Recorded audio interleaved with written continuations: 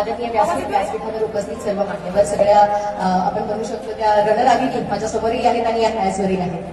त्यांच्या सगळ्यांचे खरंच स्वागत म्हणू शकते मी, कारण हे कम्युनिटी सेंटरला मी म्हणजे खूप माझ्या मनाच्या जवळचं मानते. मध्यंतरी जेव्हा डेंटल कॅम्प वगैरे घेतला होता, मला माहिती 2दा लेक्चर झालं होतं इथे, त्यामुळे या सगळ्या महिलांशी मी थोडंसं हितगुज केलं होतं. गेल्या वेळी अर्धा तासाचं लेक्चर होतं.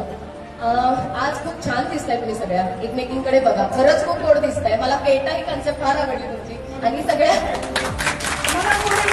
मराठमोळी आणि महाराष्ट्रीयन, पण तुम्ही जर नीट नोटीस केलं तर या खूप छोट्या छोट्या मुली तर आहेतच, पण आज सगळ्या महिलांमधला म्हणजे रोज तर आपलं घरातलं काम चालू असतं, कळकट साडी असते, कुठेतरी पावडर लावली नाही तर निघाले आले, तेवढाच म्हणजे वेळ असतो की ज्यामध्ये आपण आपल्याला स्वतःला बघतच नाही. आक्षामध्ये आपण काय बघतो, टिकली व्यवस्थित लागली आहे का, साडी जरा बरी आहे का, आणि समजा आणि निघालं. पण आज तुम्ही सगळ्याजणी जेव्हा पेटा बांधताय, ज्या वेळामध्ये तुम्ही छान साडी नेसताय आणि या व्यक्तींचे ज्या समाजामध्ये काहीतरी काम केलेले आहेत आणि उच्च दर्जावरती आणि उच्च स्तरावरती पोहोचलेले आहेत, त्यांचे जेव्हा विचार ऐकता, खरं त्या विचारांची शिदोरी आणि या ड्रेसअपचं मिश्रण म्हणून तुमच्यातली जी झाशीची राणी आहे, तुमच्यातल्या ज्या सावित्रीबाई फुले, तुमच्यातली जी ती रणरागिणी आहे, ती जाज्वलित करण्याचं काम आज या कार्यक्रमामार्फत होत आहे. खरं तर सुवर्णा मॅम तुमचं खूप कौतुक. कम्युनिटी एरिया म्हणजे जे सेंटर आहे त्यामधून जेव्हा मी पहिल्यांदा आले होते तेव्हा मी पण फार अचंबित होते की आजकाल लोक फ्रीमध्ये चॉकलेट पण देत नाही आणि इथे आज फ्रीमध्ये महिलांचं सक्षमीकरणासाठी, म्हणजे पैसा हा ऍक्च्युली नगण्य गोष्ट आहे, पण ज्या क्वालिटीचं काम, ज्या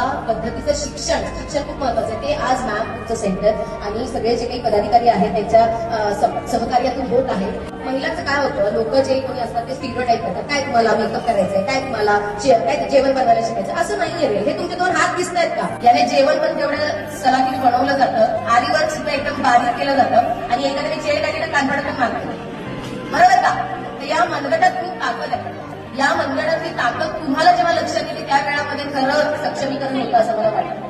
आणि आज या सेंटरच्या माध्यमातून ज्या काही महिला, दर 3 महिन्याचा जो कोर्स असेल त्यामधून ज्या काही महिला जे व्यावसायिक शिक्षण म्हणू शकतो आपण, म्हणजे मेकअप हा एक व्यवसाय तुम्ही करू शकता. जसं आरीवर कोण कोण करताय आता इथे, तुम्हाला तुमच्याकडे कलाकार भेटला असेल नाही का.